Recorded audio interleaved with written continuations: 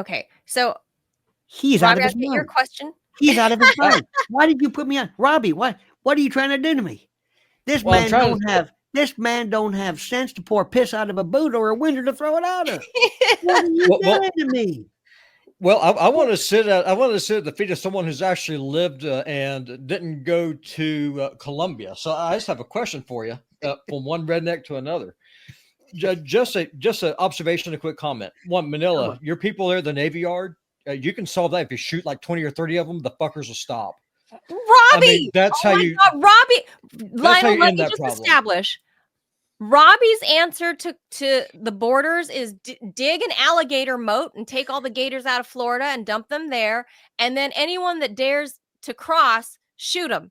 And your point, Manila, is. I mean, you that have a is border, or you Robbie's don't. solution. So now he's applying the same solution to the kids Manila, down at Navy Yard. If somebody, let's just say, for example, if I was visiting you in DC, and someone came up and they were going to rabbit punch your mama, would you want me to ventilate that bastard or let him punch your mama? Well, I mean, you don't have to kill him, but I mean, you can slug him. Sure. Manila. Okay, so this kind of feeds into what my question is. And so this is just an observation to kind of tie in to what you're talking about. I submit that where Vivek is missing the boat, and I think this is where Ted's missing the boat too, is that the root of all this stems from the 1960s, specifically Johnson's Great Society. That's when the attack on the American family started. That's when they started pushing the Bible out of church. They started out of school. They started pushing evolution, all this other crap in. And I submit to you that the government made a very concerted effort to wage war on and to destroy the nuclear family. And I think one of the reasons why Asians like your family, Manila, do so well is because y'all come over with a mama and a daddy, and your daddy disciplines you. Your mama takes care of the home. So right there, you get a massive advantage that Americans don't have, because culturally, the American government tells women, you can go do whatever you want. I will be your father. I'll be the father to your kids. Or if you don't want to have kids, just kill them. That's okay too. Whichever way you want to do. Sure. Live free, be hedonistic, do whatever you want. Immigrant families don't do that, typically because they don't have it's a cultural thing. There's a reason why Chinese don't live in mud huts like they do in sub-Saharan Africa. Like, they come from a real society, a real country that have real traditions, real expectations. And I think that where we're missing the boat is that the American government, and it's by design, they want to destroy the American family because they want to dumb down and destroy classical Americana, because a dumb, ignorant, uneducated population, one, is easier to control. Second, when you start importing a whole new class of people to do the jobs that your domestic population can't do because they're not educated, you then can play the whole divide and conquer game that make people fight each other, as opposed to the oligarchs who are screwing everybody. So, Mr. Lionel, am I right or wrong on this? I think you have, good sir, in your short amount of time, summarized this, and I think provided a peroration, and not a review, a disquisition that absolutely nails what this has done. Look, I am at the point in my life where I don't care why. I'm sure I can, there's all kinds of reasons why, and we can do this, and we can, whatever. I start off with the point of, for me to really respect you, I'm going to treat you just like me, and I'm going to expect the same thing like from me. And I'm going to tell you, here's the rule. You got to have a driver's license. And if you don't have a driver's license and you get pulled over for whatever it is, you can't if you don't have a driver's license. Is this that simple? And we start with that. Now, I don't know why you don't have a driver's license. I don't know why you find that difficult. I don't know. I don't care. As an example. And we could talk about the inequality. Remember when they were talking about how come black folks, by the way, I got to tell you something. I have no idea what this B-roll is, but what I know what you're doing, Manila. It's Navy Yard. You're throwing this, you just throwing, I'm talking, I'm thinking, I just want to watch this riot. I forgot what I was saying. This is just every Friday and Saturday night in Navy Yard now that the weather's warm. What This is that's is Navy Yard? Is local this in news. Maryland or No, Virginia? it's here in DC. Oh, It's right when you cross from Northern Virginia into DC off the 14th Street Bridge, right. this area called Navy Yard. It's a lot of dining and Well, don't you eateries. have that? Don't you have that Mayor Bowser? Don't you have that Bowser? That's right. We do have Mayor Don't she? Bowser, and Maybe she don't know and something about that. Anyway, she's but this is what's happening. This is from local news, WUSA 9. This is their footage on the ground. Before, I'm surprised their cameraman didn't get attacked by these teenagers. These are the teenagers I'm talking about. That's my point. Shoot them bastards. Go in there and take them out. Shoot people's children. Yes, Manila. If No.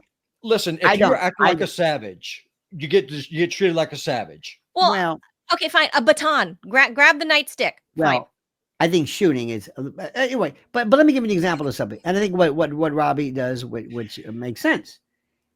Remember a while back, there was this feller, this young man who was in Singapore, and he defaced something, and they were going to cane his ass. Remember that? Mm-hmm. Yes. We said they did. Yeah, well, yeah, but they did some modify. Anyway, he didn't really get one of those. I mean, where you have shards of flesh ripped from your ass. Anyway, which is my next book is called Shards of Flesh Ripped from My Ass, which is it'll be available on audiobooks coming up pretty soon. Anyway, so people would say, well, that's not fair. And I said, excuse me, that's their law. Remember when Brittany Griner went to Russia and they found the vape cartridges with THC, and they said, excuse me, that's their law. Yeah, correct. And the first thing you should do is you should say, well, wait a minute, that's their law. Now, I don't know about you, but I think if I'm going to go to France and I said, I'm going to go there for a while, but I want to find out what the rule is. How long can I stay in France? And do I live in France? And do I have to get a green card there or whatever? This is what I would do. Now, people can't do that here. I don't know why. What am I, a schmuck? Why do I say, now, what are your laws about that? Whatever. There are many of us who have this problem with understanding why people have a hard time just dealing with law and order. But let me go back to what the initial premise of this was. There is something that is called just plain old talent. And the prototypical liberal, and this is a term I hated because I started in talk radio right kind of when Rush came along. And I thought, I think this liberal stuff is being overdone. But as our dear friend Ted was saying, he had an excuse for everything. He had an excuse. He had a reason. He had a study. He had something which excused it away. Translation, it's not their fault. It's not their fault. You don't understand it. It's racist. And I think in some particular, and it's not just Ted, it's other people, in their strata, they love to feel sentient. I feel more for you. I'm empathic. I feel for you. I know that's bullshit. It's absolute nonsense. Well, and you know what? I often tell Ted that he's letting his white guilt show through. I got that problem. I'm just letting you know, right? I do not have that problem, and I'm serious. My I guess theory would be the best word for it. Mr. Lionel, I think it's all by design. I think this is a control mechanism. I think let me put it to you this way. Let's do this, Ted. Let's say you and I went to Laos. Oh, Ted, I ain't Ted. I'm sorry. So far. Remember who was it? I'm not Lisa. Jesse Coulter. My name is Julie. Remember that song? I'm not Lisa. I'm not Ted.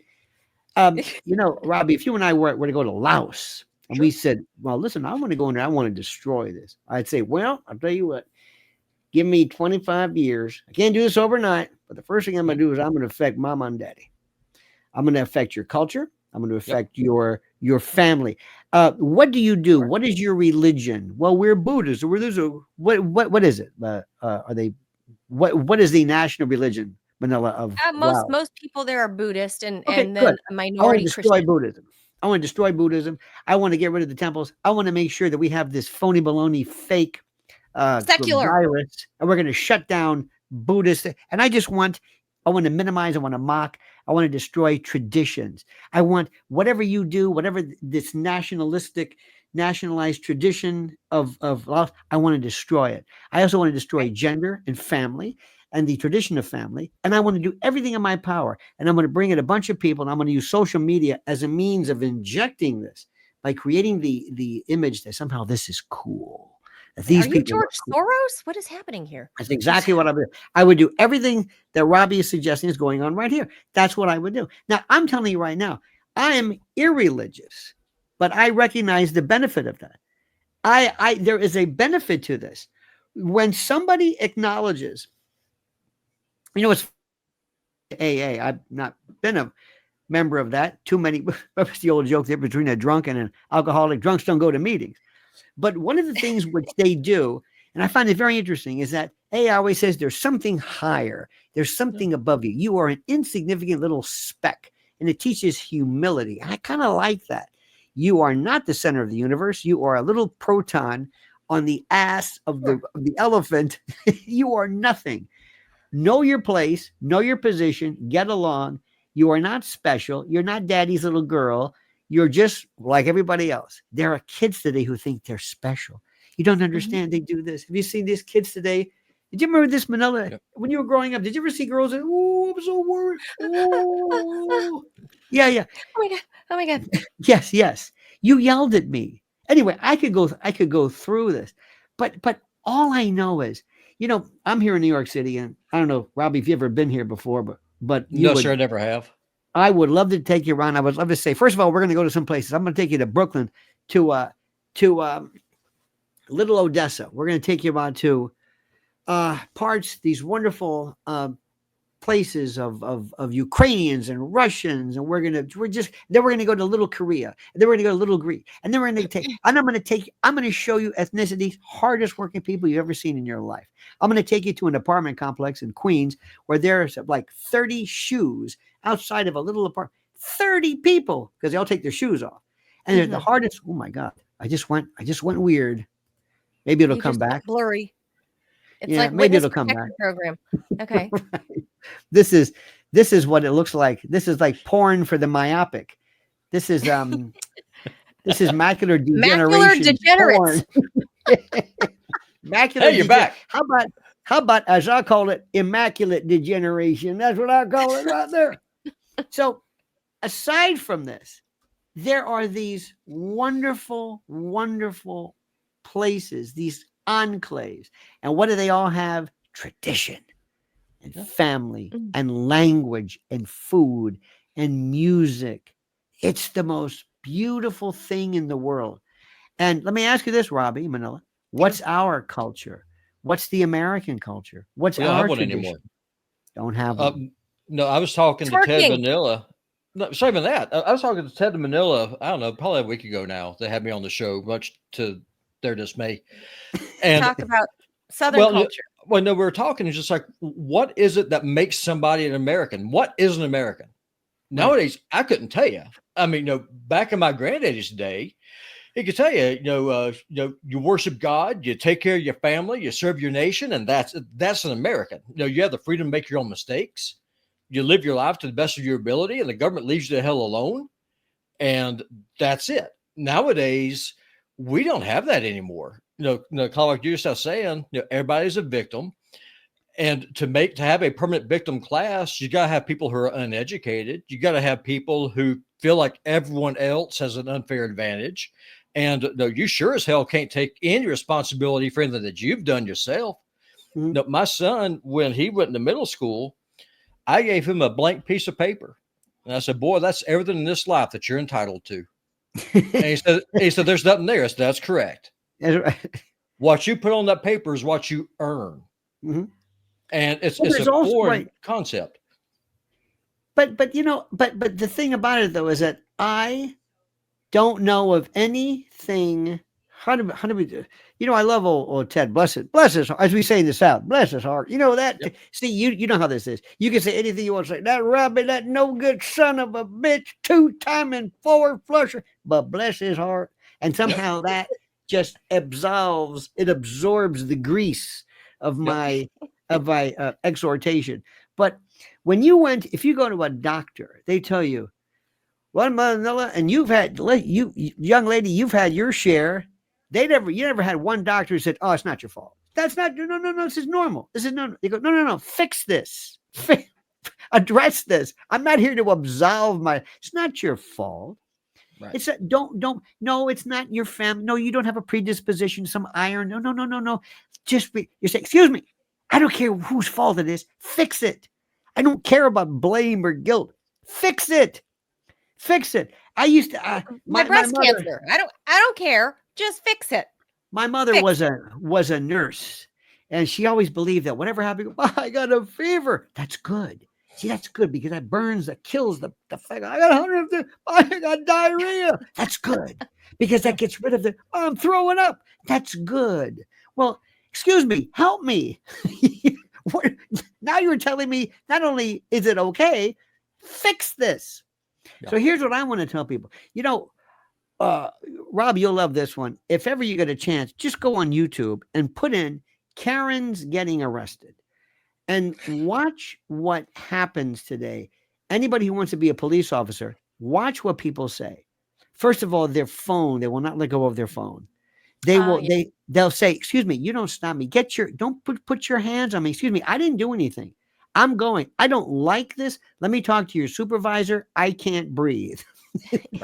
That's my favorite. That George Floyd, however, as a friend of mine who's a physician says, you know how you could tell he could breathe? Because you could hear him say, I can't breathe. That's See, right. people who can't breathe you can't understand what they're saying.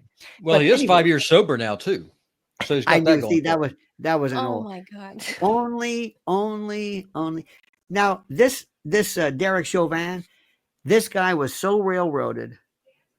Oh, by the way, if you want to see a case of some people being really hurt by this, His wife was Lao. Who is that? Chauvin? Derek Chauvin's wife. His wife was Lao. She was Mong Lao. I'm sorry. I thought you said loud. I'm sorry. Excuse me. No. She was Lao American. She left him shortly after the conviction. And the Asian police officer involved was her brother. Well, there you go. You know how them Lao people are. They get That's crazy. right.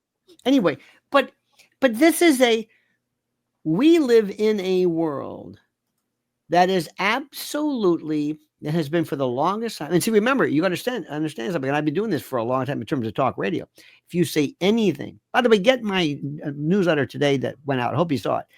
It's about how race is who we are. We love to excuse everything because of race. Race is, but it's not white, it's black. And by the way, you do know, Robbie, that you have no identity as a white male or a European male. You have no. Oh, sure I do. Oh, I absolutely do. I'm a racist. I'm the boogeyman. I'm the bigot. I am the cause of all of your problems. Robbie gets that on the show every day. If you're some river swimmer, come across the river and you get deported, that's my fault.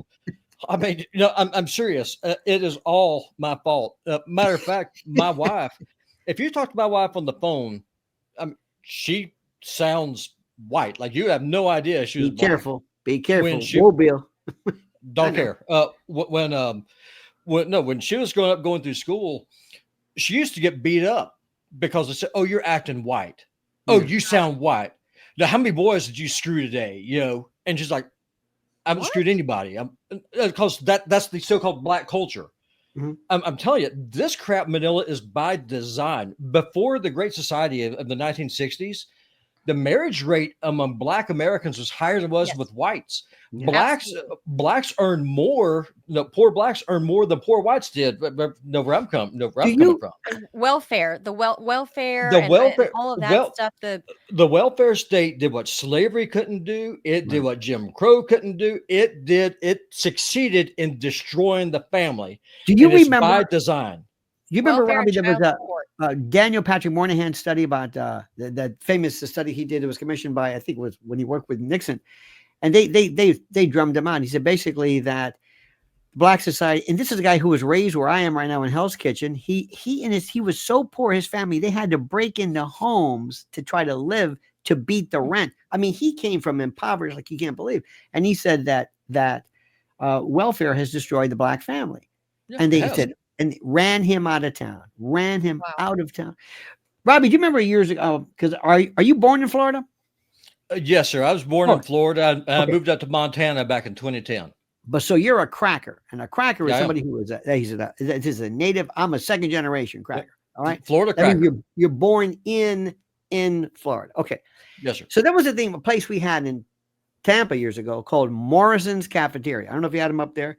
And there were this was a cafeteria, and it was manned by ex Pullman Porter black gentlemen who left the porter, and they became waiters at a cafeteria. Now, let me explain to you the con behind that. There are no waiters at the cafeteria. He basically picked your tray up, walked 2 feet, dropped them down, and you gave him $20. It was the biggest con in the world. But they were always very, hello, Mr. Robbie, Miss Manila, how are you? And they were like, hello, Henry. And he knew the grandkids of the people that came. And it was a tradition. And these black gentlemen made a fortune. Yeah. And they were observed and believed by a lot of white folks to be subservient, servile, obsequious. Mhm. What's all this step and fetch it? Yes, sir, Mr. Made a fortune. Okay, one day they came in there and said, you know what? We have to shut this down. We just can't do this anymore. Why? He says, because it looks terrible. What looks terrible? Black men serving you with white jackets. He goes, what are you talking about? This was our profession. And it started to change. And little by little, the liberal stuck his nose under the tent, and said, we're going to fix this for you because you don't realize that you're being, and the next thing you know, it was part of this concatenation, this multiple vortices of things that came in, and it destroyed everything. Yeah. And the message became among Black America, not all, but a lot, it's not your fault. You don't understand it. You never had a chance. You were never given a chance. And whatever happens to you, it's a racist situation. It's a racist. Believe me, I have been a prosecutor in the 13th Judicial Circuit out of Hillsborough County. And I have seen this. And I'm thinking, I don't understand what's going on here. Little things about, and by the way, I thought it was in the old days inherent to Black folks because they would say, don't put me on probation. Why? I cannot do a responsibility phone number showing up on time. I thought, this is terrible. Well, guess what? Now it's kids. Kids can't do that. Remember when I was trying to explain to Ted, I said, why can't somebody write 5 sentences about what you do? And that's all. And he had every excuse in the world. He had every excuse. It wasn't their fault. It's like, you're stupid. You get out of here.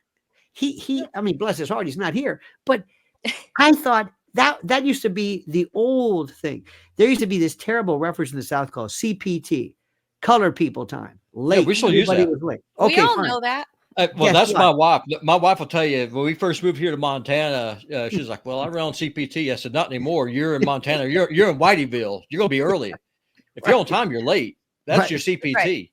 Right. Well, that now is part of this new younger generation where it says that I don't have to abide by this. I don't have this. Let's go a step further. I have a relative who teaches 4th grade. Robbie, when we were kids, I'm older than you, but we pretty much the same thing. We had this thing where we would take this thing called a ball and we would throw it. And when I took this ball, I said, okay, this is spherical. And my brain's going, and it weighs this. So for me to throw it, I have to gauge and next thing you know, I'm doing distance and I'm throwing it. And my brain is innervating and extrapolating, and it's becoming myelinized and everything by virtue of these stupid activities that we're doing. And then we're playing and we're climbing trees. Climbing trees were the greatest thing in the world. Because remember, It's not climbing the trees, it's coming down from the tree. That's the problem. It's not climbing up. And then you rode a bike and we didn't have a helmet and we could fall down and my mother would give me back teen. I could have a femur poking out of my leg. I'm hurt. Back teen, go outside. We drank from hoses and we came home when it was dark. And the reason why is our parents didn't want to see us. Get out. Go play. Did you ever go Baja riding? Pardon me? Did you ever go Baja riding? What is that? Baja riding is when y'all go get in the truck. And there's 2 ways you can do it. One way, if you just have a bunch of guys, just get in the cab of the truck and just go into the piney woods and go through the biggest mud holes that you can find. And the goal is to not get stuck and let the water and the mud just come on in. Now, if you have girls with you, you put them in the bed of the truck and you try to bounce them out. Bounce them out? Yeah, try to bounce them out of the truck, out of the back of the truck. Yes. A weird time. I got to tell you. Have you heard this fellow named James Gregory? He's a comedian. No, please, as soon as we're done, he passed away. But he said, you know what I want to know? He said, these people the reason they bring hurricanes to the south is people on the West Coast couldn't do it. Hell, they go crazy over mudslides. It's mud. We get in a truck and drive through it, and they can't handle mud. But the best thing he did was he said, I want to meet these people who figure that they have found the miracle to plywood. Because whenever there's a hurricane coming, we just put plywood on it. Anyway, I want to send you something about things we learned in the South because I loved it, about fried green tomatoes and all that jazz. And there was this wonderful sensibility.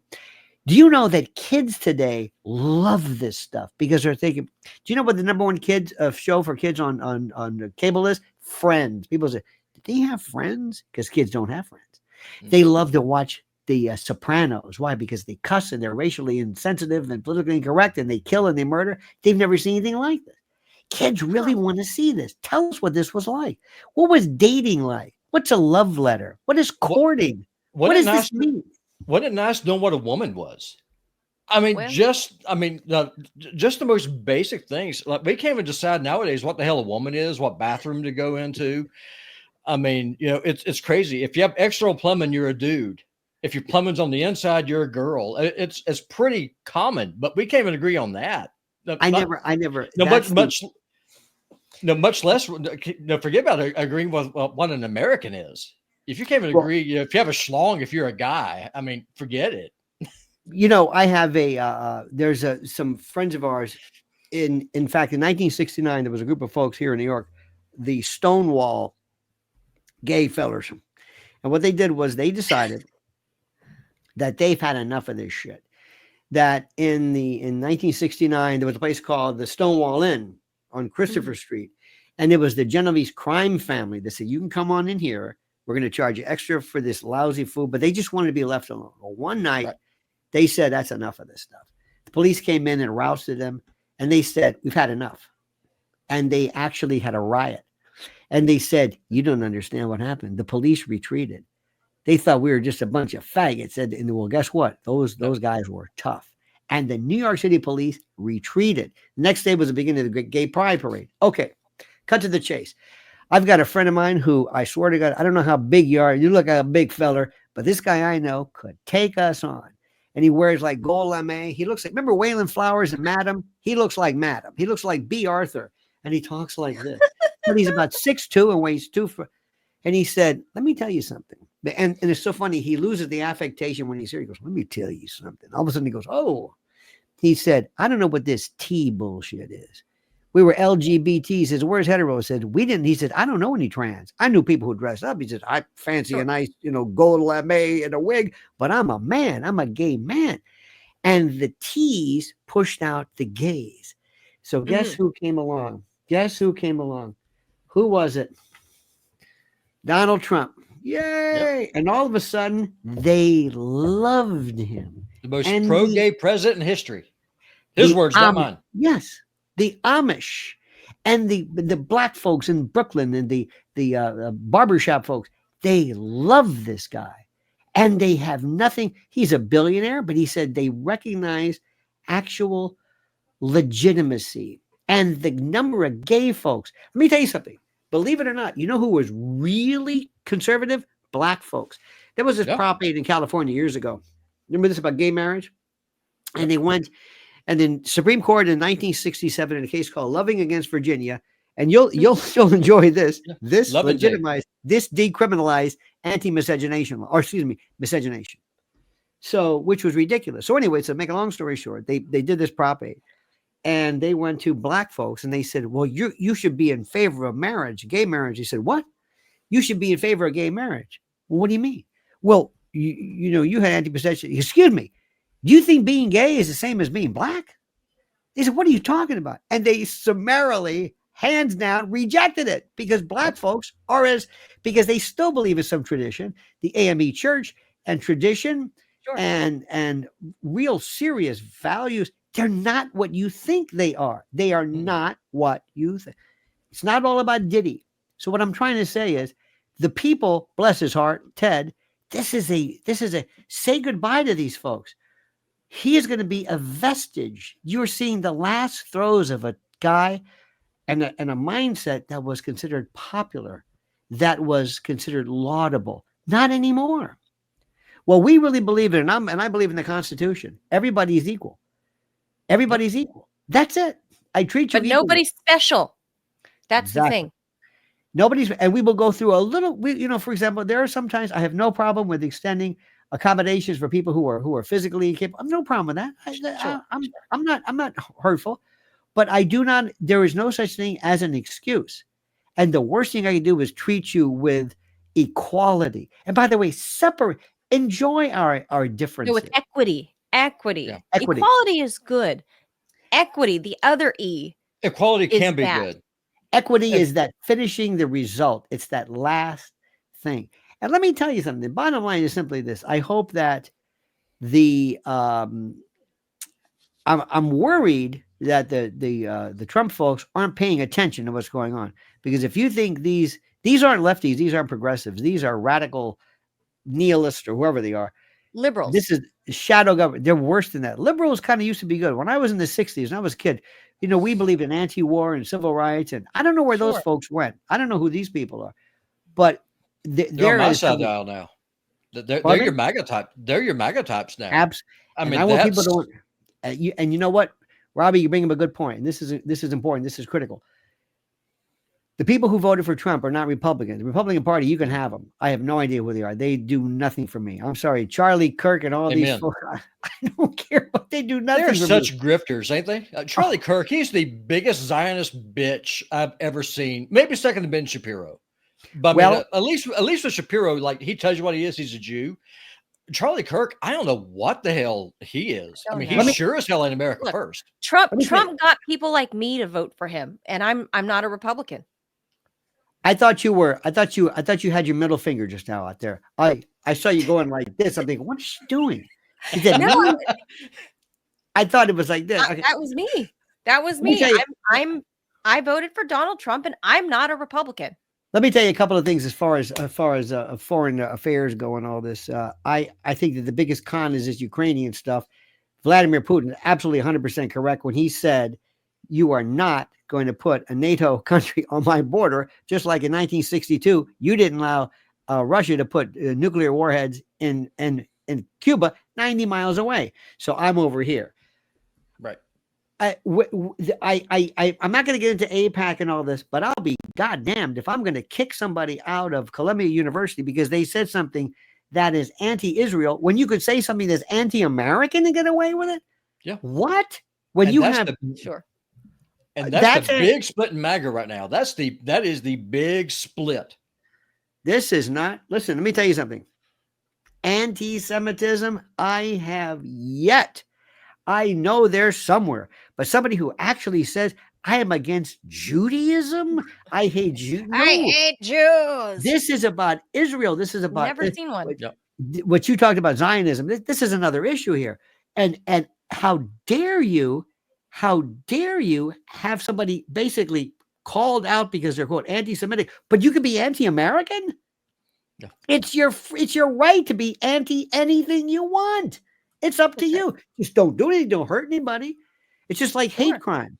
Hate crimes drive me crazy because that's taking a cognizable law, let's say battery or arson, and aggravating the situation by involving a law or something which is constitutionally protected, namely speech, hate. You can hate anybody you want.